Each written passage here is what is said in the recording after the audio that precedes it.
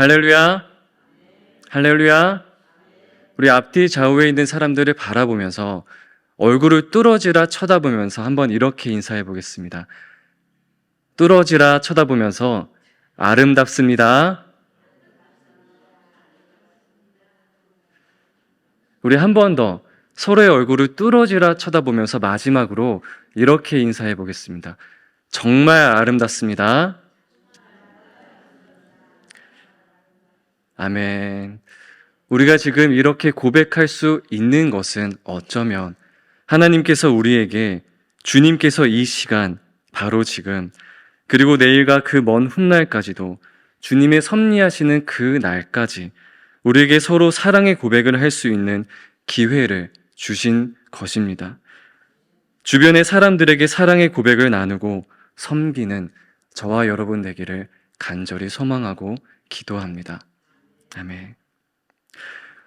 오늘은 가족이 되어라 라는 제목으로 하나님의 말씀을 전합니다.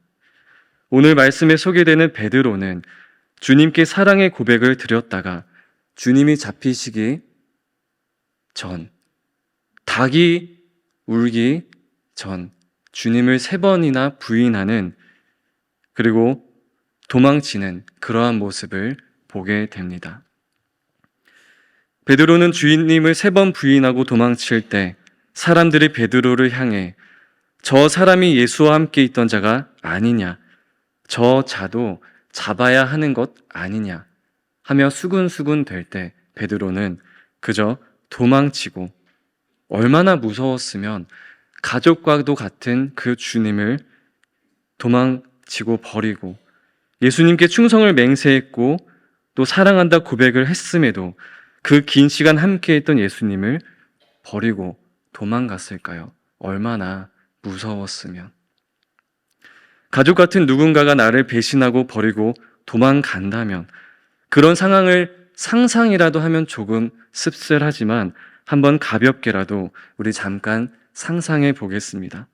주변 사람들이 나를 비난하고 나를 공격하고 심지어 나를 죽이려고까지 하는데 그 순간 저 앞에 저 사람, 내 사랑하는 가족, 저 사람만은 나를 지켜줘야 할 텐데 그 사람마저 나를 외면하고 도망간다면, 그런 상상을 해본다면 그것은 또 그처럼 씁쓸한 일은 없을 겁니다. 아니, 어쩌면 원수보다 더한 원수가 될지 모릅니다.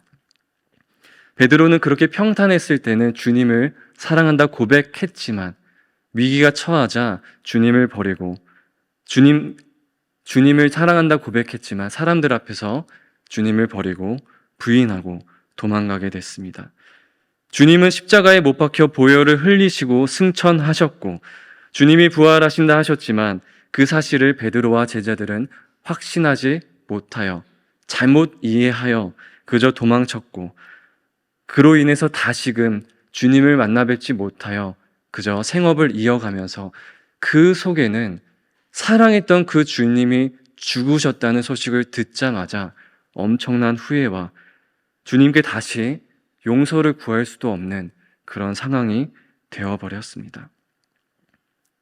그런 베드로에게 사망에서 부활하신 예수님이 다시 나타나셔서 베드로에게 묻습니다. 우리 함께 화면을 보고 요한복음 21장 12절부터 17절까지의 말씀을 한 목소리로 함께 읽도록 하겠습니다. 예수께서 이르시되 와서 조반을 먹으라 하시니 제자들이 주님이신 줄 아는 고로 당신이 누구냐 감히 묻는 자가 없더라.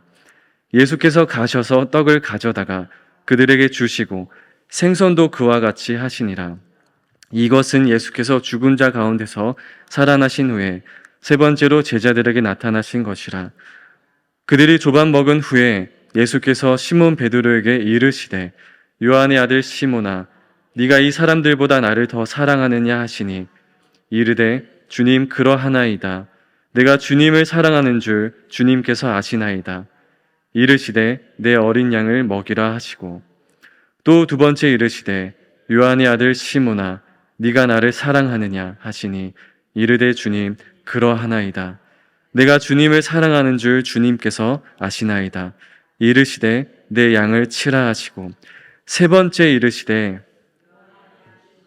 네가 나를 사랑하느냐 하시니, 주께서 세 번째 네가 나를 사랑하느냐 하심으로 베드로가 근심하여 이르되 주님, 모든 것을 아시오매 내가 주님을 사랑하는 줄 주님께서 아시나이다. 예수께서 이르시되 내 양을 먹이라. 아멘. 이 상황이 어떤 상황입니까?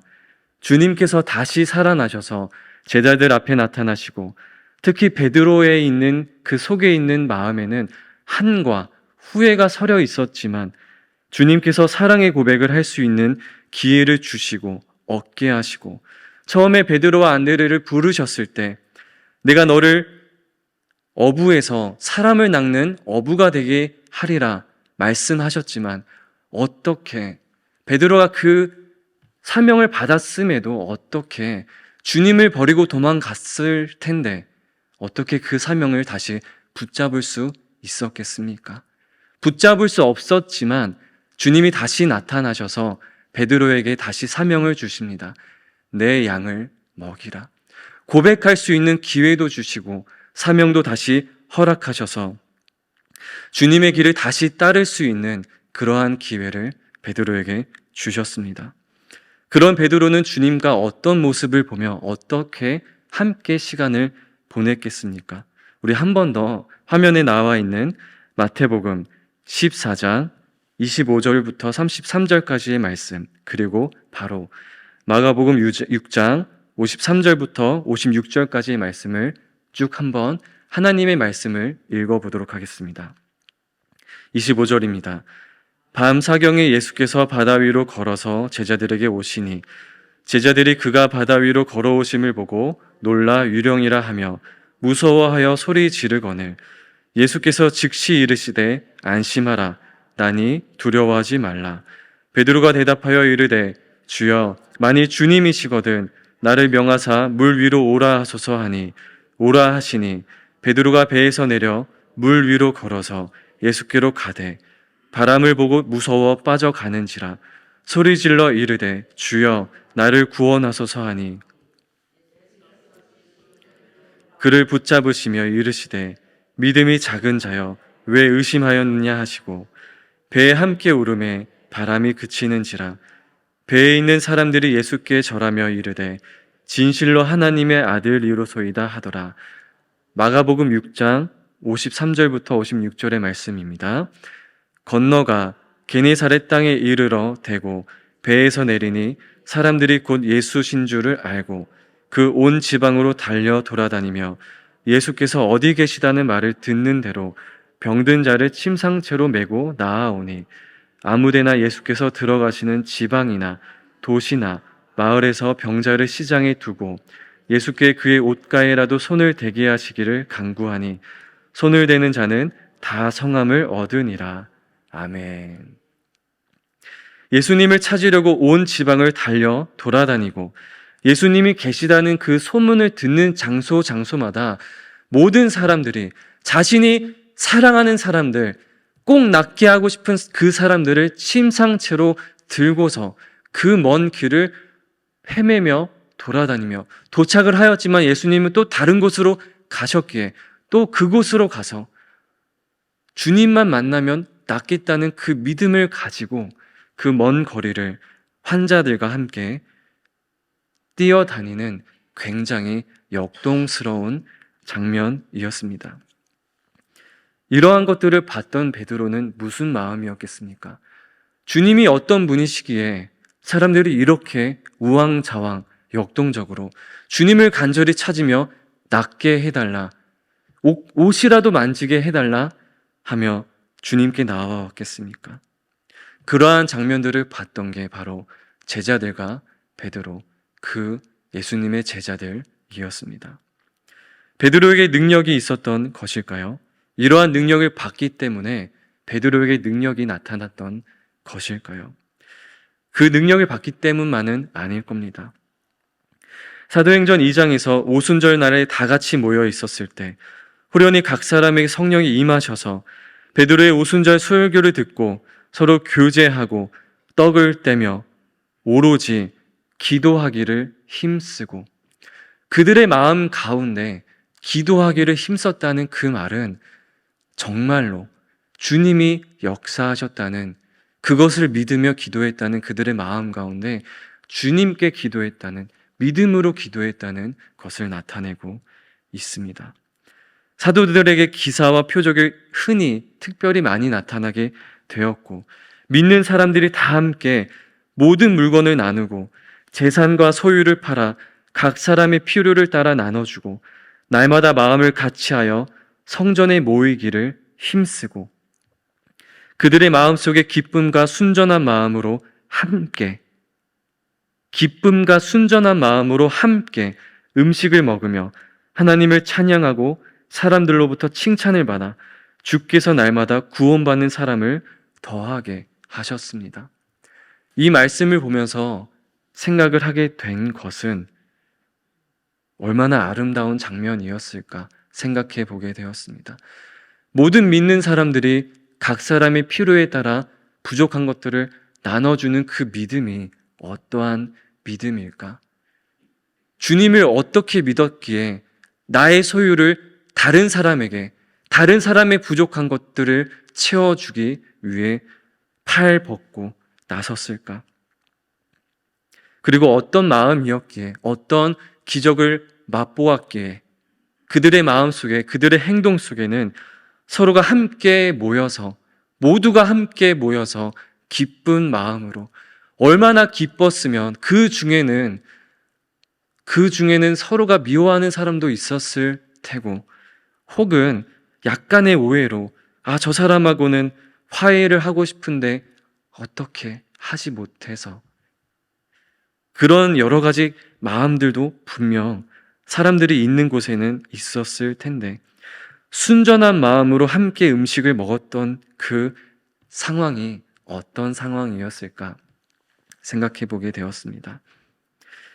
그저 제 한 가지 일화를 소개시켜 드리자면, 그저 제 꿈이었기에 그저 듣고 흘리셔도 되지만 제가 꿨던 꿈을 통해서 저는 많은 묵상을 해보게 되었습니다.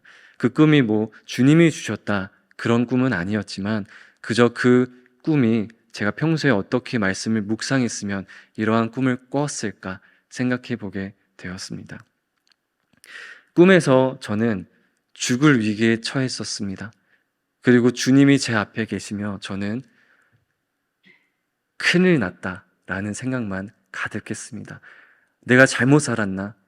내가 더 복음을 전하지 못하고 살았나?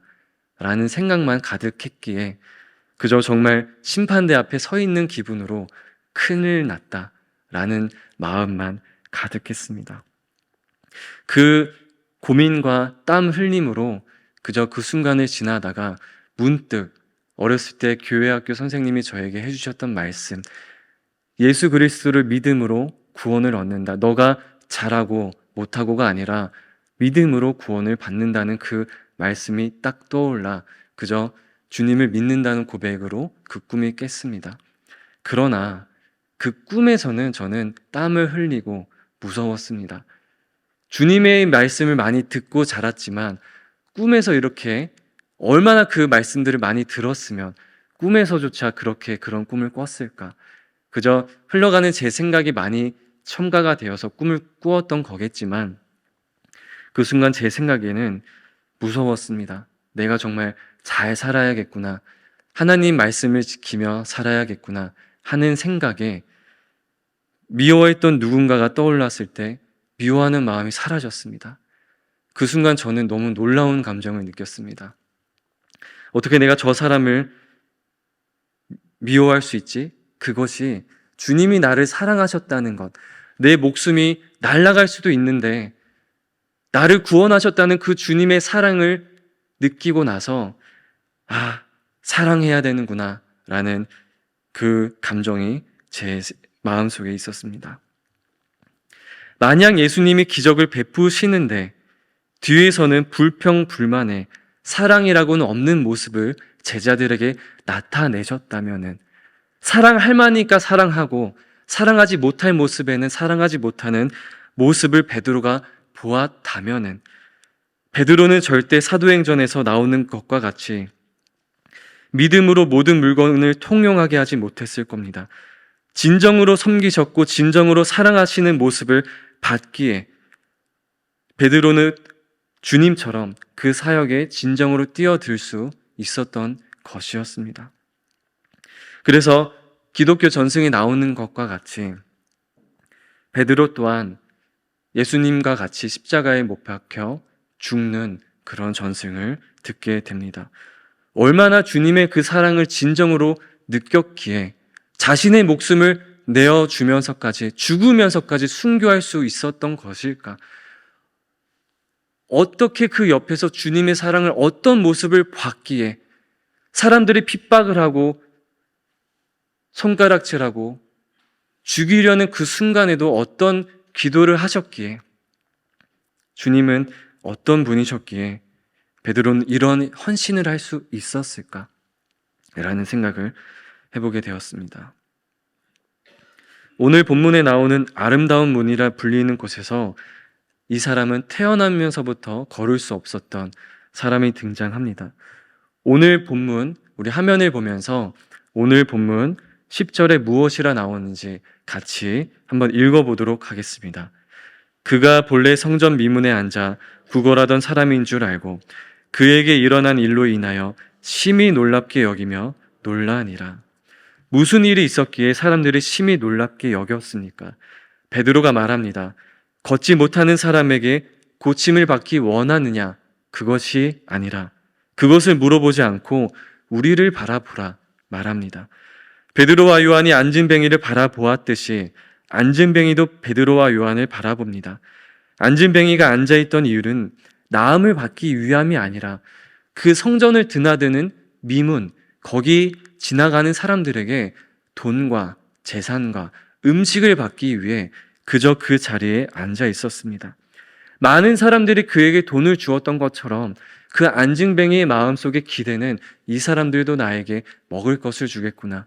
그저 학습된 사람들이 그렇게 했기 때문에 또 같은 기대, 그저 거기에 머물 수밖에 없는 기대를 베드로와 요한에게 했습니다. 그리고 베드로와 요한은 안진뱅이를 보고 미문에 앉아 있으면 성전에 오고 가는 사람들에게 먹을 것과 돈밖에 얻을 수 없었지만 그러나 베드로는 당신이 원하는 은과 금은 내게 없습니다. 그러나 내게 있는 것이 있으니 바로 예수 그리스도의 이름입니다. 이 이름은 당신을 걷게 할 수 있습니다. 그리고 베드로는 이 말에서 멈추지 않고 오른손으로 그의 팔을 잡고 번쩍 올려듭니다.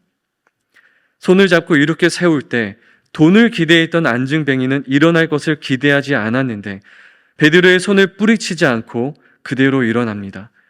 곧 발과 발목에 힘이 생겨 일어나자 사람들이 평생 안진뱅이로 미문에서 구걸했던 그 사람이다 라는 것을, 평생을 태어나면서 그렇게 구걸했던 사람이 일어나는 것을 보고 심히 놀랍게 여겨 그 주변을 서성이게 됩니다. 오늘의 말씀의 제목은 가족이 되어라 였습니다. 베드로에게 가족은 누구입니까?